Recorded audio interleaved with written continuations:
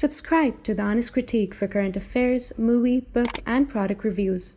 Also, make sure you press the bell icon to get notified whenever we upload a new video.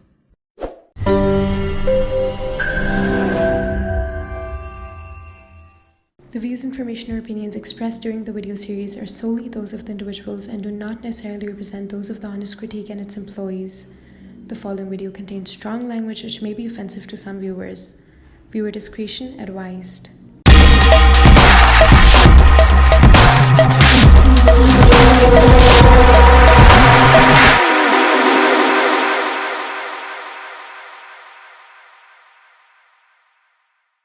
So hello and welcome to another episode of Security, Intelligence and Terrorism series. My guest for today is Ben Maure. He is a serving peace officer with the Royal Canadian Mounted Police. He has over 30 years of police experience, most of which has been spent in British Columbia, Canada. His career within the Royal Canadian Mounted Police has been diverse. He started as a uniformed police officer in British Columbia and eventually made his way to Ottawa as an officer in charge with the Federal Policing Unit. In 1999, Ben completed a year secondment tour of duty as a United Nations Peacekeeper in Guatemala. Between 2009 and 2013, he acted as a police officer, first secretary at the Embassy of Canada in Dominican Republic. He speaks 5 languages and has traveled to more than 26 countries around the world. Today we're going to talk about his book, Leading at the Edge: True Tales from Canadian Police in Peace Building and Peacekeeping Missions Around the World, which is a collection of 10 short biographical stories about the work of Canadian police, peacemakers, and peacekeepers overseas. So thank you so much, Ben, for taking your time and being on the show, and also thank you so much for your service. If we believe ourselves to be global citizens, we are really indebted to police officers like you who devote their life for the cause of peacekeeping and peace building. Well, thank you, Ratnadeep. I appreciate your inviting me to your podcast and the opportunity to talk about peacekeeping and policing, like you said. So these are the 2 terms that I've used, Ben, a few moments back: peace building and peacekeeping, and it appears in your book as well. So if you could tell us, for our audience, what's peace building, what's peacekeeping, what are the differences between the 2? well, thank you. I'll do my best to make to explain this concept as simple as possible, but it is a little bit complicated. Let's see. Are really 3 main terms that we use for that sometimes fall under an understanding of peacekeeping, but they are distinct. You get peacemaking, then you have peace building, and then you have peacekeeping. So the first, let's say that in very simple term, peacemaking would be you have 2 countries at wars, and you have a third party that comes and assist in stopping the war, and therefore they will help the peacemaking. They could help lay down the weapon and so on and so forth. So that would be the first phase. It would be the peacemaking, prevent the parties from warring together. Then you would move into what's called peace building, which would be really the peace building. We could say that these are measures to be in place to develop and sustain peace over time. So they could be I guess peace agreements that are signed at the at the end of the peace making phase a little bit, or even kind of in that phase, peacemaking, peace building. You could have those elements put in place.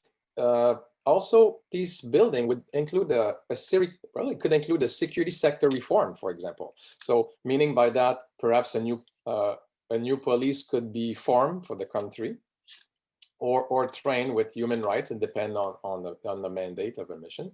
But these are really at the core. Peace building they are measures to be in place to sustain peace over time. For example, also the return of ex-combatant, right, into civil society is a peace building, because, well, if we take an example, when I was in Guatemala, they had secondment, and some of them had known, the only thing they had known in their lives, because they were in their 30s, was war, right? The war had lasted 36 years, and some only knew war. So what do you do when you lay down your weapon, and then what? So you need some measures in place to sustain that peace over time. And part of it, one of the peace accord, was to find them employment, and meaningful employment, to help them. At the end of the day, what I meant by back to peace building, it could be measured like these are measures to be in place to develop and sustain peace over time. And the return of those ex-warrior into, let's say in Guatemala example, growing coffee and learning about growing coffee and sustain themselves and their community would be a typical example of peace building. Now it comes the peacekeeping, is to ensure that the peace is maintained between the group, and also if there are peace accords, that they are basically these peace accords are maintained and also respected by parties.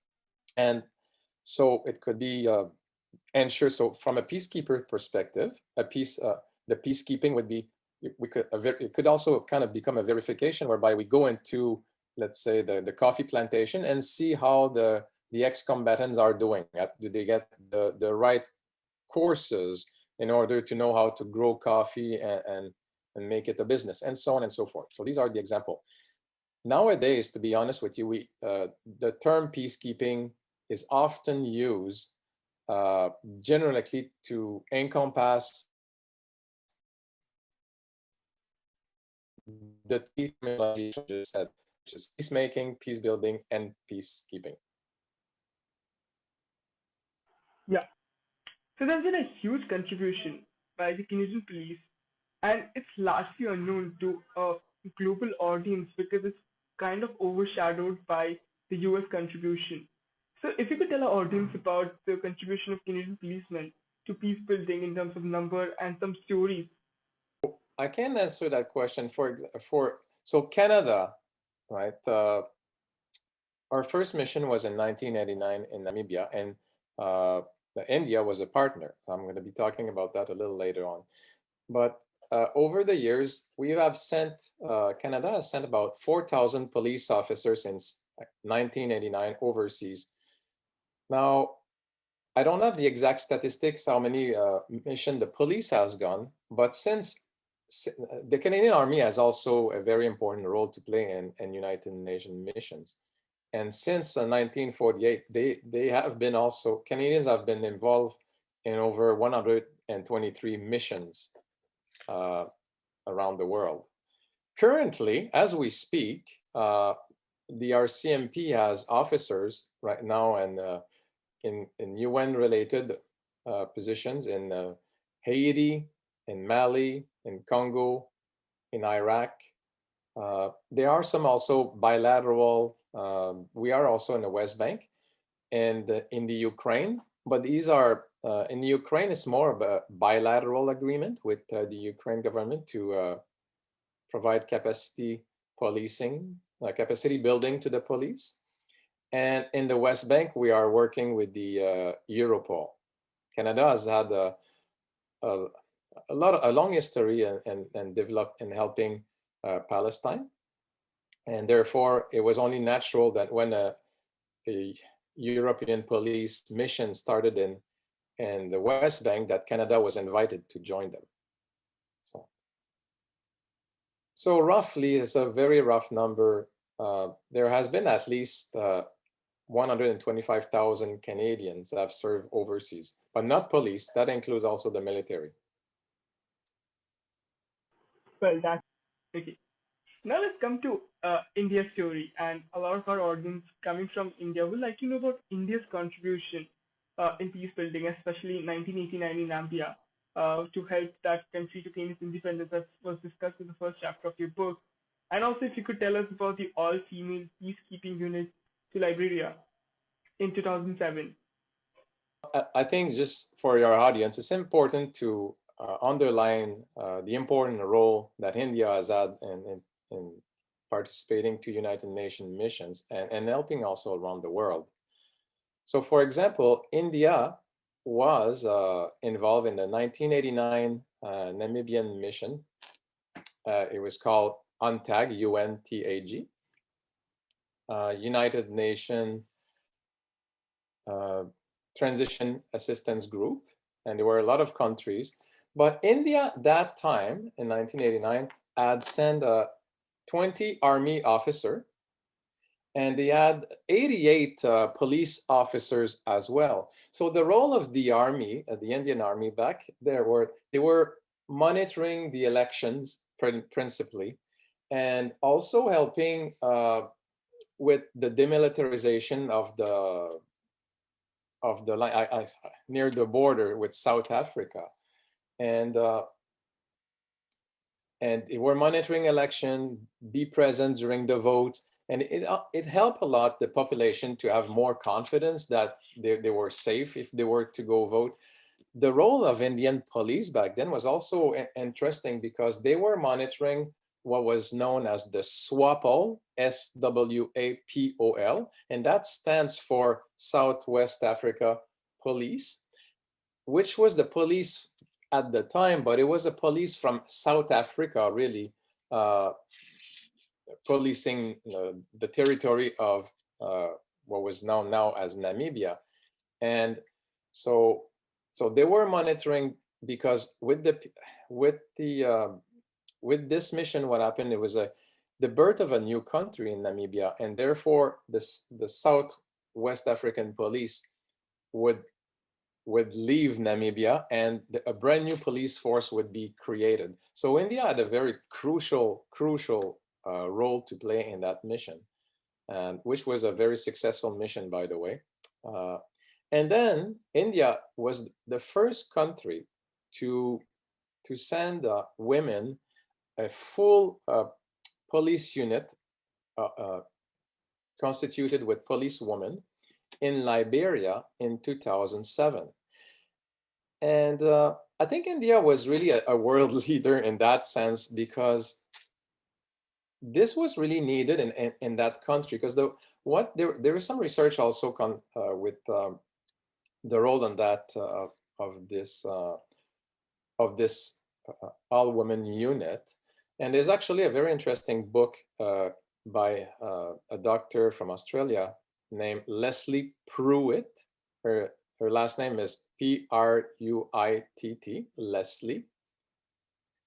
And she wrote a book. It's called The Woman in Blue Helmet. And it's really about India's role in Liberia and that specific policewoman unit. And what they found was very interesting, because the policewoman over there, they were able to do something that the men, not just from India, but from all over the other countries that participated in Liberia, were able to do. Is they were really able to get close to the community, especially with women who had been victim of serious crime, either sexual assault crime. And what they found is that when women from India were listening to the victims, they were more empathetic to the victim. They helped them. They listened to their story. So, any country, if there's a rape victim, there's so many variables that take place, but there's also the victim may have fear to report a crime. There's maybe shame too, And imagine in Liberia, a woman who would be talking to a man from another country about her story of being raped. It can be very shameful, depending also on the culture and many other factors. And what they found is, before, not a lot of those crimes were reported, but with the arrival of the Indian all-female troop, more crime was reported. And so it led a lot of, it built a lot of, they helped to bridge gaps in the community and build the confidence of the people, of the women also of Liberia. And moving on several years later on, I think what the women of India were really, they started to promote also that in Liberian security forces, there should be more women as well. I think before the arrival, if I got my statistic correct, there were about maybe 6% or less of Liberian women might have been in security force in Liberia. And after several years after, thanks to the Indian contingent that started, now that number went up to 17%. Now, still a lot of work to be done, but it has improved tremendously. And I think I can't emphasize enough the role that India played, and is very important. Now, coming to your experience of serving in Guatemala and the ceasefire declaration that took place after 36 years of civil war, if you could share a detailed account of what happened there and some personal stories. I'd love to talk about my mission briefly to Guatemala. I have a little bit of a presentation. So that's a little bit about me here for your audience to see me. So that was my mission in 1999 in Guatemala. It was called MINUGUA, the United Nations Mission in Guatemala. And what's interesting about my mission in Guatemala is my mission was considered a peacekeeping mission, but it was verification mission. And there was no war when I got. They had peace accords that had been signed. And my role was to verify those peace accords. There were 12 peace accords that had been signed. And I'm not going to name them all, but I'll name a few. There was one about the land reform. There were one about security reform of the police. And one was about the returnees of ex-combatant to join civil society, the returnees of refugees, and so on. So one of the roles I had was to ensure that ex-combatants and their family were well taken care of as per the peace accords. And some of them, there was different groups, and some of them were given land that included coffee plantations, and that are called fincas in Spanish. And of course, with this, you can just bring a group of people who've lived in mountains forever and just give them a coffee plantation and say, good luck and figure it out, right? So they needed course, they needed capacitation to know how to grow coffee, and they needed a variety of support in order for their reintegration into civil society to be successful. And that's where the UN, that was one of my role, to visit some of those places and ensure they had everything. And in most cases, it was going fairly well. And there are, however, places in the countries where some of the ex-combatants were relocated in areas that they were not very accustomed to. If they lived prior to the war or during the war in mountains, then they were given flat land and really hot places. Now, for your audience who does not know Guatemala very well, Guatemala is located in Central America.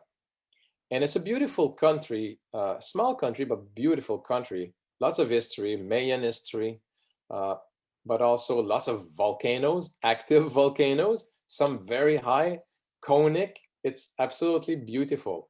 But what's interesting about Guatemala is that you have the landscape, because it's mountainous, you can live very high in a mountain and the weather is very cold, or you can live right at sea level where it's very hot. For example, I was living in a city called Quetzaltenango. That was in the mountain at about 9,000 feet. On a regular day, I had to go monitor some of the ex-combatants, how they were doing in some of the area they were relocated. And I had to go down to sea level. To go down to sea level, drive down was about 1 hour, pure down. So I would leave in the morning at the temperature would be maybe 2 degrees or one, almost sometimes depending, zero, let's say 0 degrees Celsius, almost freezing, right? And I would go down to the sea level where it's 34 degrees Celsius. So as I'm driving down, I'm thinking of some of my hot jackets and all, because it's getting super warm. But it's just to give you an idea of the difference in weather within that same country. And what was interesting about some of the ex-combatants, and they were given places to relocate where there was no running water, no electricity, no real good housing. You can see on the presentation, just a thin roof. And there was a river right beside, and it was a malaria area. And a lot of children were really unhappy. And the families were, it was really difficult life. Try to send your children to school under a thin roof where it's over 40 degrees Celsius plus. You can't really do that. And it's dirty. And when it rains, it's filthy, muddy. So that was my role over there, to report to the United Nations and to the government, say, hey, you cannot leave these people there. It's not, the conditions are inhuman pretty much, and they need support. So throughout basically our verification, we were able to help the people, that particular community of ex-combatant, which I will call from Maryland, to find new places to live where they had eventually running water and electricity and so on and so forth. But it took quite some time to do that. So that was one of my duty in Guatemala. Of course, during my time in Guatemala as well, you work, interestingly, you work with a lot of different nations. And that's one of the things that's fantastic about the United Nations, is that you meet so many people. When I arrived to Quetzaltenango, I did not know anyone. And also there were only 6 Canadians in the country, in Guatemala, 6 police officers, and we were not together. We were spread throughout the country. So the camaraderie in a United Nations mission is fantastic. And the moment I landed in Quetzaltenango, I had someone from Italy taking me under his arm, helping me to find a place to live. I stayed with them for a few days until I got set up in a new apartment, and so on and so forth. So the camaraderie is great. And sometimes it's, and part of my mission also was really special, because at the time I was also sponsoring, I'm a World Vision Canada sponsor. And I was, at the time, actually before I started, I was sponsoring a child in Guatemala. His name was George. And during my United Nations mission, I had the incredible privilege to visit him and his family. And the experience was fantastic, but it also enabled me to see from my very eyes what World Vision was actually doing to help young people. You see, in this case, George's father had they were a family of 6, and the father earned a salary of $5 per US dollar, $5 US per day. It's very little, even back then in 1999. And to help the family, children had to work, and George had to work for 75 cents a day making firecrackers.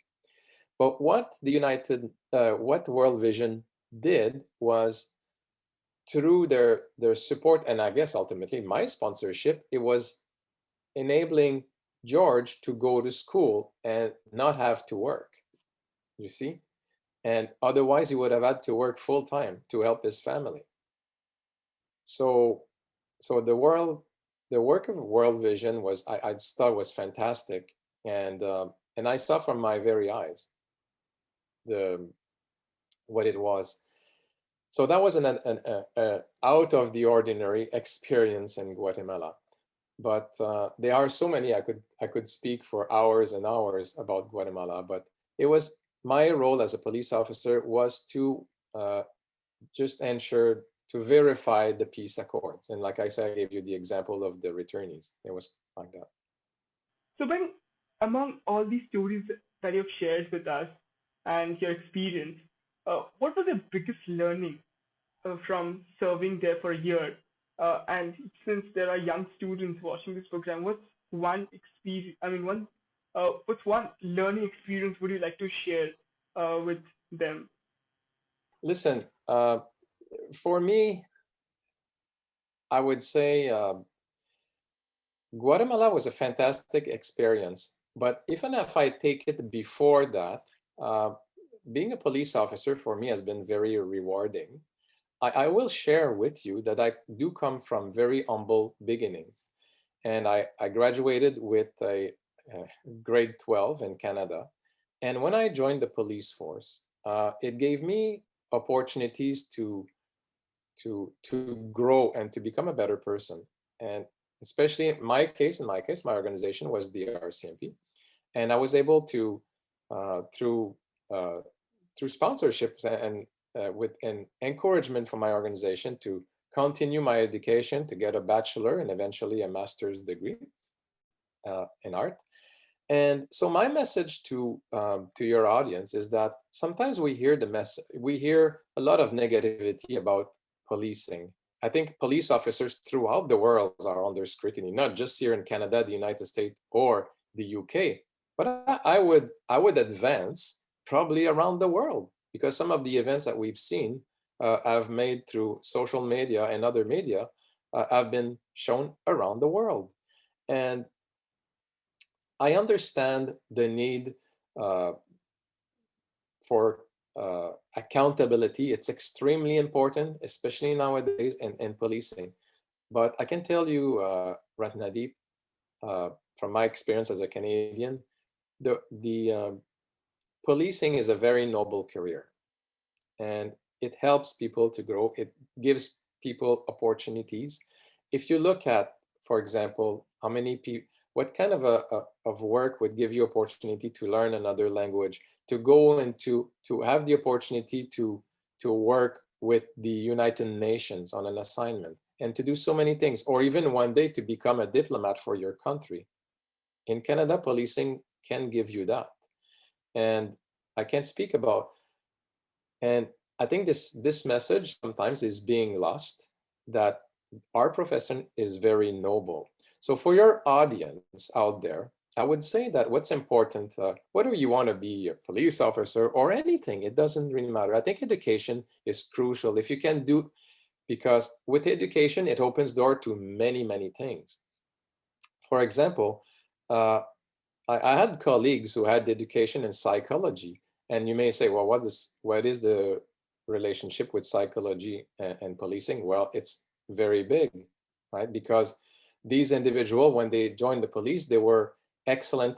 They become, many of them they knew psychology. They started to get an interest into interviews, right? Interviews of witness or suspects, and they develop incredible skills that way. Or I had another colleague who was he was a nurse before he joined I guess the RCMP, and guess what? At accident scene, even before the ambulance or sometimes the first rescuer, whether it's a fireman or arrive to the scene, if the police is there first, it's important. We can save lives. And this individual, we all train with first aid, but this individual had a lot more knowledge than many of us, just because of his background, which he brought into policing. And so there's a lot of variety of careers that you can either bring to policing, or, like I said, general education. There's our other also fantastic in public service, fantastic job opportunities for everyone. But I think at the end of the day, I think education has done miracle for me, and that's my message for sure. That and nowadays it's a lifelong process. So It's not because you have a degree or a bachelor or a master or even a PhD that you can say, okay, I'm done. Things are changing so fast that you have to find times to continue to improve yourself. So I would say, don't give up and invest on education. It's definitely a great tool. So now let's come to Afghanistan for a moment and let's talk about the story of Sergeant Gregor, uh, featured on the front cover picture taken in Kandahar, Afghanistan. Tell us about his story, and as you mentioned in the book, that through the story you want to give a deeper understanding of the reasons and the importance for Canadians to be in Afghanistan, and especially since Canada has been in Afghanistan from early 2001 and left around to 2014, and over 150 Canadian armed force officers lost their life. So I think this story needs to be told, and I thought let's start with this story. Can you see this? Yeah, I can see this. Okay, excellent. So, so Gregor Atkin was at the time when he went to Afghanistan, he was at the time he was, now he's been promoted since, because it's almost 12 years now, but he was a constable when he went to Afghanistan. And his mission to Afghanistan really is an incredible story, because it takes a lot of courage to go to Afghanistan. You know, at the time, Gregor was a brand new father. He had a 1-year-old girl, and his father for the first time. And he volunteered to go to Afghanistan, in a place where Canadians and Americans, soldiers, and other countries who were participating to the mission in Afghanistan were dying, fighting with the Taliban. And through this mission, what's to retain from that mission is, this mission, there's a lot of action for the reader in that mission, right? But it's a dangerous mission. Our role in Canada was capacity policing. Like the Canadians over there, we worked to help the police, the new Afghan police, really, to work better with the community, and therefore we had to go on foot patrol with them and interact with the public, you see. But this was a very, very dangerous mission, because at any corner you could have a bomb hidden somewhere. They call some of those bombs IEDs. You may have improvised explosive device. You may have heard that term before. And it made the mission extremely difficult. And because of the environment in Afghanistan, you could not just go on foot patrol with police. It had to be with the military. In this case, it could be a Canadian military column, because we worked with our Canadian military partners. And they were crucial, because in an environment so dangerous, you could just not walk and go to try to build, I guess, better relation with the community. You had to do this, but you needed to do it safely, and that's why the role of the army was crucial. You can imagine in Afghanistan, it was so dangerous that even at 15 years old, there were instances where a 15 years old could come to you, and he had an explosive device on him and would commit suicide. And these were children, but then they had been brainwashed by Taliban insurgents, and it made just the environment extremely, extremely dangerous. And so that's why the mission in Afghanistan explained. So Gregor Atkins explained his role. Why did he go to Afghanistan? Well, he wanted, you know what? He wanted to help. He had a young little girl, and he knew in Afghanistan under the Taliban that also women were not respected. And for him, it was his contribution. He wanted to try to make, to help the situation of women in Afghanistan. And that's why that was his motivation to go there. And I thought it was very fascinating. What is also fascinating about Gregor's story is Gregor is a former, before he became a police officer, he was a former military member of the Canadian Army and very, very well trained. And throughout his mission, he was very honest about the fears that he had when he landed and not knowing what would happen to him. Would he go back to his family? All these fears, all these thoughts. And he shared that in this chapter. And how did he manage to overcome the fear and do a very successful mission? That's what this mission is all about. And I have if you see a few other images, these are some of the foot patrol. You see some of the bombs over there that they were implanted by the Taliban. They were so powerful that they could literally flip a 17-ton vehicle and kill everybody on board. Imagine, 17-ton vehicle could flip. So the danger was very real. And here's a picture of a suicide bomber driving a vehicle borne improvised explosive device near a convoy from, I guess, one of the army convoys. And you can see in the background one of those larger vehicles. So you can see how dangerous it was in Afghanistan. So this mission is all about that. Our role as police officer in Afghanistan was to, well, work with the local police, the Afghan police, and really train them to become also more, to provide them capacity, to help them build a relationship. Actually, to be honest, it was called to help them democratize their policing, right? That's the term to be employed, is to help Afghanistan police to become a democratic police. And also trusted by their people, to be approachable by the people, community policing. But try to do a community policing in a war zone, it's quite the challenge. So that was our role as Canadian police in that area of the world, was to work with the Afghan police in order to show them how we get close to how do we get the trust of the community, how to investigate certain crimes, right? There was a lot of drugs also, opium in Afghanistan. So how that is it? So we worked a lot. We also worked with the drug section of the Afghan police. And so this was a role. And the challenge also in Afghanistan is so the local police spoke another language, which was Pashtun, right? Or Dari. There was two languages they could speak. And whereas we spoke English, so we needed translator all the time. So that made it even more difficult. But that was in principle, the role of Canadian Police Afghanistan was to bring democratic policing to that country. Okay, thank you so much for telling this story.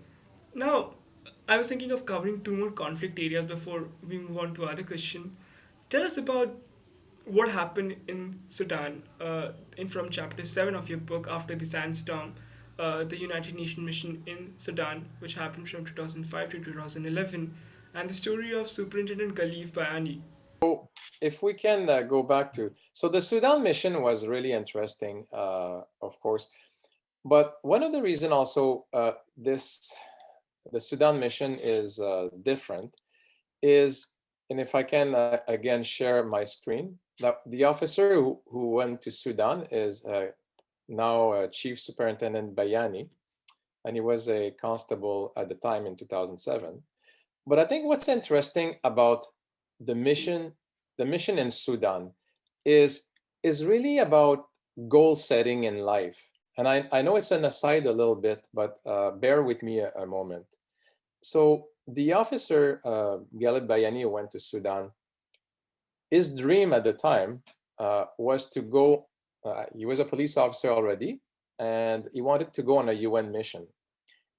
And as you may know, it's not necessarily easy to, even if you volunteer to as a Canadian police to go to a UN mission, the selection is difficult because there sometimes where you work, your boss may not let you go necessarily because they need you locally. And so he went through a lot of challenges and a lot of no's. the answer, no, you cannot go, no, you cannot do this, before he was able to make it to his United Nations mission. And what's admirable about Galib Bayani is that he took him upon himself to set goals. His goals was to go on a UN mission one day and help people. And in order to do that, he realized, well, I have to go back to school. And he went back to school, and he got a degree, a master's degree.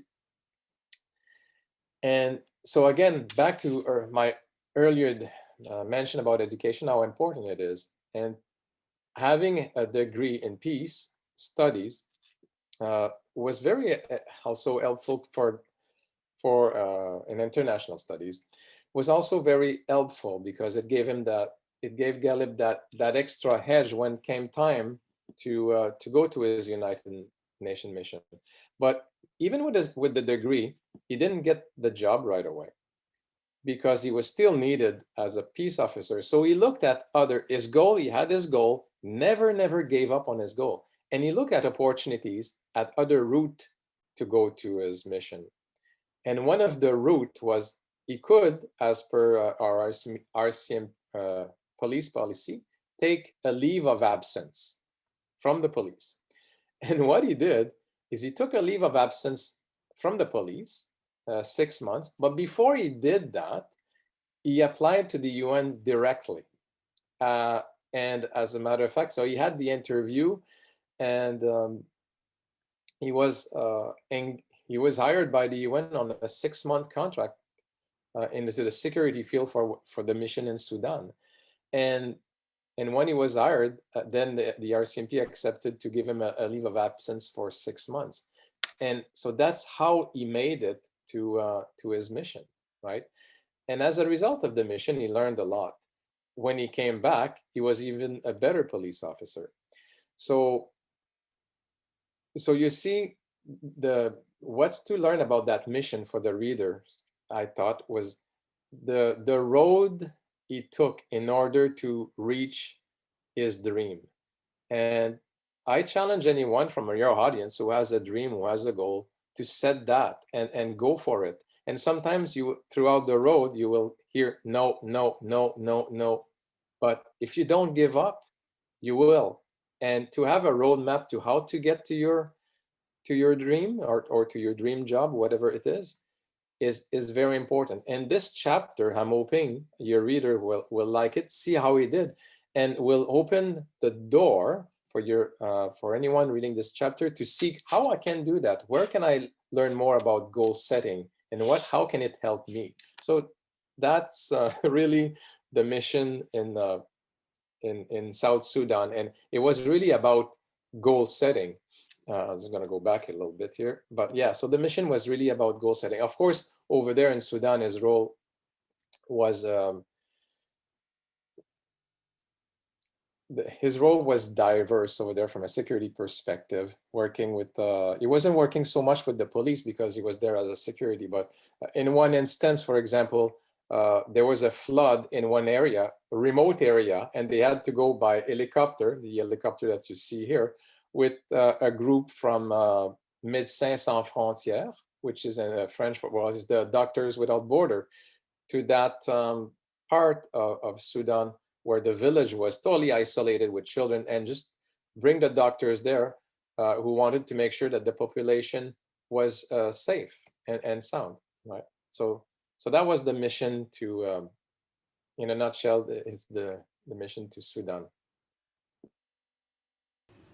Yeah.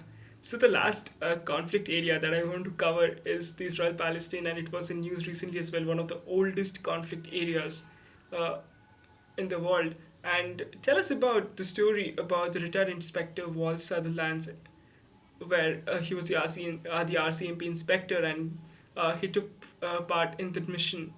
So in 2008, 2009, the Palestine. So this mission with Wal Sutherland, I put it there for many reasons. Well, Canada has been in Palestine for many years, even before the European police mission started. And when the European mission started with the police to try to bring capacities capacity training to the Palestinian police, it was only normal that Canada was invited to participate just because of its previous investment in the area. The the mission was really important because Canada's role was that we help, we participate in making the training in Palestine better for the police officers over there. And Palestine, to be honest with you, the ongoing conflict in this area of the world, it was actually probably one of the most difficult chapter to write, just because despite the intense research I did on and visiting authoritative site and getting as much authoritative information on the conflict, it's still very, to this day, disputed, if I dare say. Like, there's always, the conflict is so entrenched in a story. So for me, it was really difficult to write and try to be neutral. I did everything I could to be neutral in this in the conflict that in the description. And I'm not an historian, but I totally relied on authoritative figures to research about the area. And it's such a beautiful area of the world, and yet there's so much hatred in that part of the world. And even in recent weeks, we've seen more war in that part of the world with Hamas, and so it's still difficult. But the role of the Canadian police with the European was really to help build a training school for the Palestinian police. The Palestinian police was it's an entity that really has its formation really into more military. So our role was to try again to bring democratic policing and training to that area of the world.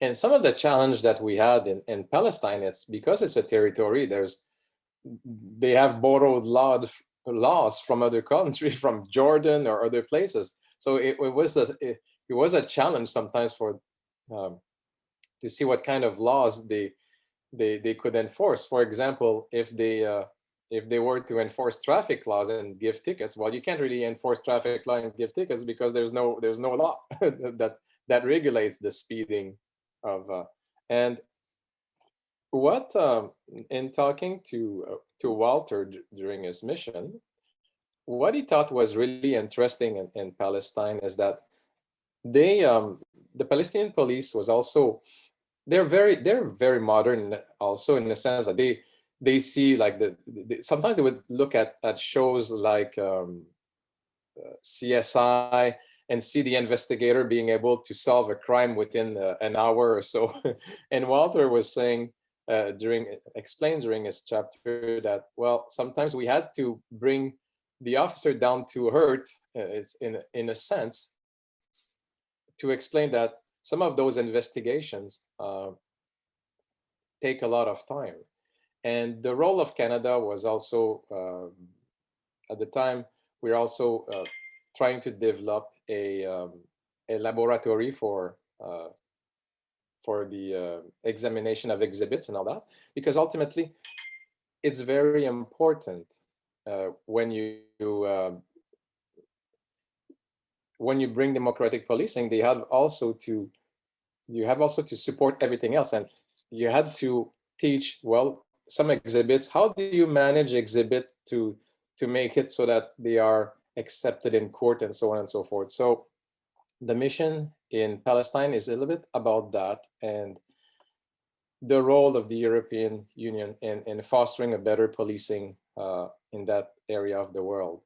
And it's a fascinating story. And one point that Walter makes that's very interesting is that no matter what you do, no matter where you are in the world, whatever job you do, it's important to take care of yourself, right? It's important to decompress at times. And it was his mission. It was a very difficult mission. He worked long hours, and he took the time whenever he could, to take breaks and think about himself. And in instances, he traveled to Jordan and visited some of the old ruins. And by doing this, he was also able to replenish his energy and come back and being a more efficient police officer. So his message in his chapter is that it's very important that you take care of yourself. No matter who you are, where you are, what job, you need to think about yourself. So that is yeah. Okay. So, since we covered a lot of the stories, I want to know this thing from you. What is your favorite story in the book? Probably excluding yours, if you could tell us which is your favorite story in the book. Oh, my favorite story. Well, this is a really, that's a tricky question, Ratnadeep, to be honest. I like them. I don't have one in particular that I like, but I will tell your audience one thing, right? Every chapter in the book has a different purpose. It's a different place in the world, but there's something different to learn from every chapter. If you take chapter 1 on Namibia, for example, it talks about leadership and how the officer who was leading the Canadian contingent managed to lead Canada through this mission, but also some of the leadership challenge he had to face when he was in Namibia, working in a multicultural environment, and how he used also diplomacy to accomplish that. So this mission is fantastic for leadership. I'm not sure if you know this concept, the concept of networking, right?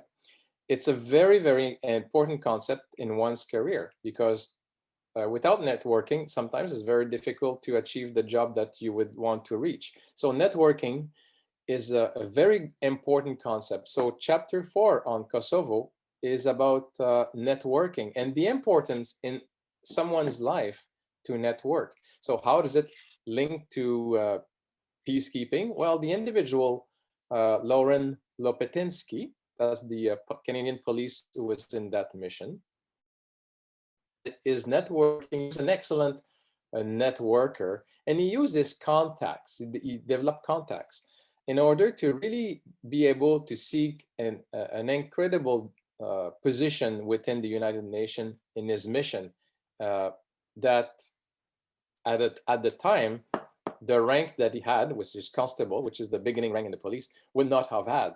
So what to learn from that mission and from him is the powers of networking. And anyone who reads that chapter will probably say, hey, I want to know more about what networking can do for me. And I'm hoping that it's going to trigger some curiosity to your reader and to read about networking, because it's very important. There's actually an excellent book. It was a Canadian author, Darcy Rezak. It's spelled R-E-Z-A-K. And basically his title is the frog and the prince, the powers of networking.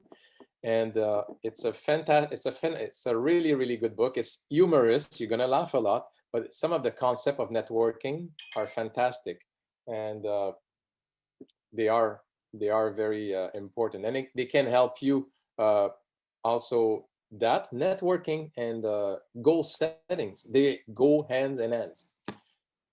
There's another chapter we haven't really talked about, and it's the last chapter, which is Haiti. Right?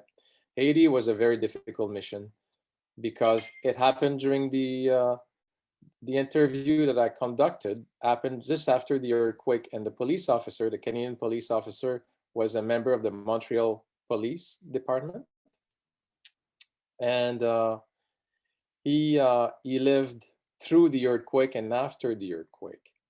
And you read his stories, and they are heart-wrenching because it's a story of life and death, right? And I can't emphasize how difficult this chapter might have been. This chapter of his life, not of my book, but might have been for him, because he had to make incredible decision of life and death. People who came to him to try please help me. And he could not. He could simply not help because he had to help other people. And you will see through this chapter, an entire city was in cry, like Port-au-Prince, when after the earthquake. And it's truly, he was truly in my eyes a hero to do what he's done and to have survived the earthquake and do everything. So there's a lot to learn from Serge and some very difficult ethical decisions that he made. I'll talk about one more chapter. If we go to chapter 2 in Croatia, it was Miss John Buis. This chapter is also very fascinating because there's a lot of lesson learned about John Buis. I'm not going to tell too much about that chapter, but it's interesting because John Buis is as a younger man was an avid basketball player, and when he went to Croatia in the 90s, he used sport as a means to get close to the community. And Yugoslavia before the war was also a Olympic champion in basketball, women and men's basketball. And what John did is he worked a partnership with with Spalding Canada. And just before he left for his mission, he managed to bring a few basketballs.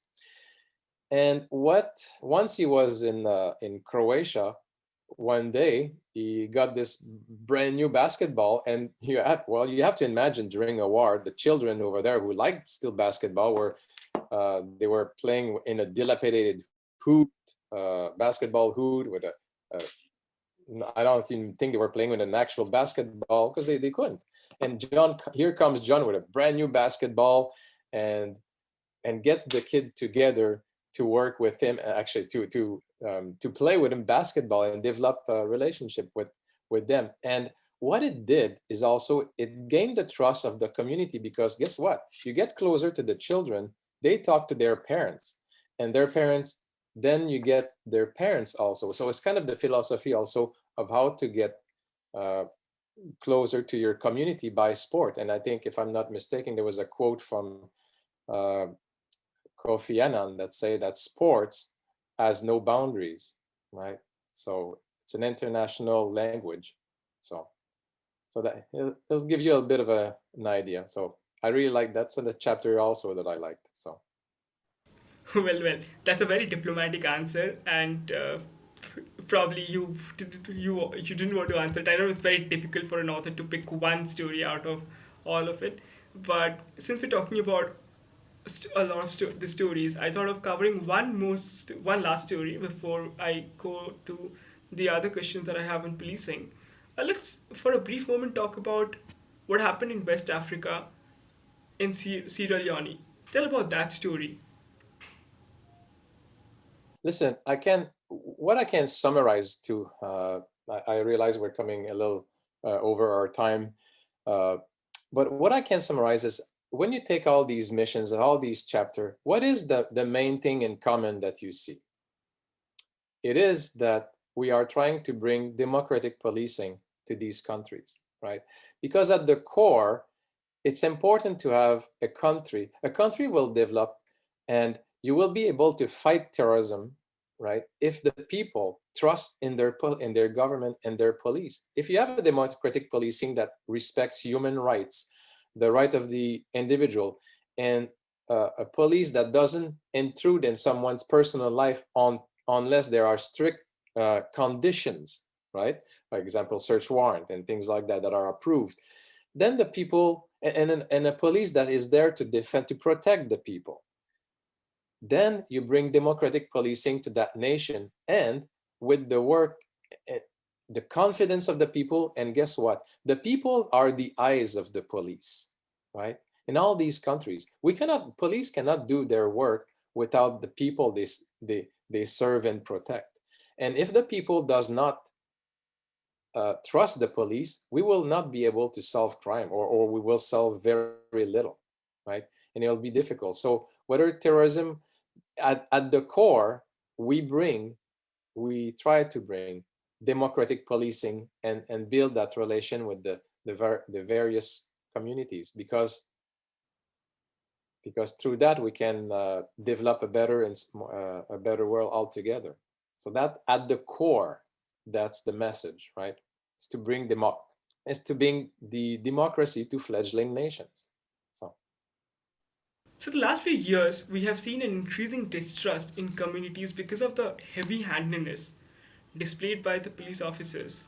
And this is not just a story of a few Western countries, it's happening way back in India as well. Uh, so, tell us what policing is all about and how can you bridge this widening gap of distrust in the communities that you're asked to protect? So, how much heavy handedness should be there in policing?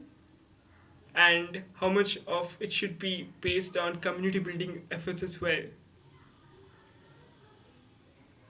Well, I think it's again the same. We go back around the same theme, is that it's important that the police, that the community we serve trust their police, right? So we've seen around the world events that have made communities question their police, whether they're actually there to serve them and whether they're too heavy-handed. But let me tell you one thing: there's always a counter narrative, and me as a police officer, sometimes I see some of the heavy-handed abuse, for lack of a better word, and I'm very shocked, right? I can tell you that's the minority, and the law is such that nowadays we see that when the accountability is very important, and when we see now there is more accountability on police, and it's a very, very important and good thing. And what we see now is that individuals who should not be police officers because they are either removed from their job, or some, like in cases, if they're found that they have committed criminal activities, then they can be jailed or highly punished, or there's different things. So there's a lot more accountability, and I'm just hoping that the people will realize that the great majority of police officers, I can speak, we joined our profession because we believed in helping people, and that is a noble profession. Like I said before, there's so many great things that you can do as a police officer, and it enlarges your knowledge. It gives you a goal in life, and helping people is very rewarding. I can't explain. I can't talk enough of the when I was in Guatemala, to be able to help people. How you feel about that is an incredible feeling, just to be able to help someone move forward in life.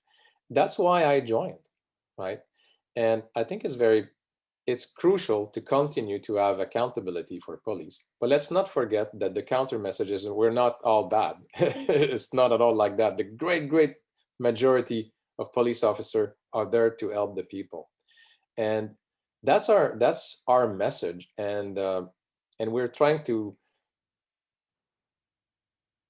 throughout the United, and I think that's the message also of the United Nations, and promoting democratic policing in fledgling nations, in nations that were at war at one time, and that the civilians population didn't trust the army, didn't trust the police. We need to change that, because a safer world, a more stable world is better for the economy of the entire world, right? So at the core, that's what we want to accomplish. So my final question is, we get this question a lot. Can you tell us a little bit about from the perspective of a person still serving in RCMP, how to join RCMP, and how to be an international police officer? Yes. Well, I think it goes back to what I mentioned to you earlier about education. If you want to join, if you're Canadian, you need to be Canadian citizen to join the Canadian Police, the Royal Canadian Mounted Police. But also, so at the core, what we're looking for is you have to have the passion to become a police officer, because there are things in your career that are very difficult. It's not everybody who likes the police, right? No matter what, and it's so you can go through a policing career, and there will be challenges. But so you need that passion to want to be a police officer. You want to, for sure, you need at the core to be a person that wants to help others. That it starts with that, right? Then, as I mentioned earlier, education is crucial, right? You can't expect to join any police organization nowadays without a good education. And what I mean by good is, I think more and more we're going to see degrees because it's the future. Things are changing so fast that we have to catch up. We have to be on top, right? No matter what field within policing, whether it's the investigation, drug investigation, or economic crimes or fraud investigation. Imagine now some of the fraud committed with cryptocurrency. It can be very complex and complicated. So the only way to be on top is to understand that, and therefore through education and continuous learning, right? So to become a police officer, for sure, that, and so education is the number one, and at the core, yeah, that passion, because you will need it to have a great career. It's like, but it's like any other career that you may want to take. You need that passion. You need to have an interest for it. And I think at the core for policing, to me, it was I wanted to help others. Now, once you do that for your own country, you may have an opportunity to do that in other countries of the world. And I would say for me as a police officer, working in another country was I think a childhood dream, because I love travel. I love discovering new countries, new culture. You know, when I go to a place and I don't speak the language, I find it challenging, and I want to learn a couple of words from that language so I can manage. It's just I love it. It's simple as that. And if I can take what I've learned in my country and help others without imposing my a set of belief or something, but to let these people decide on their own, and bring democracy to and help or contribute to bring democracy to their countries, then I've check mark on one of my dream to travel, to know the world, and another check mark to help the people, right? And that's kind of what I accomplished in Guatemala when I was throughout my mission. So. Yeah. Okay, so I think thank you so much for that answer, because this is something that we get bugged with a lot, and probably we thought it's better to ask someone who is still serving in the RCMP. But Ben, thank you so much for taking your time and being on the show. It's an honor and a privilege to host you for this one. And for all the people watching this, you can go ahead and order your copy of the book Leading at the Edge: True Tales from Canadian Police in Peace Building and Peacekeeping Missions Around the World from Amazon. I'll put the link in the description below. And Ben, thank you once again for taking your time and being on the show. It was a pleasure hosting you.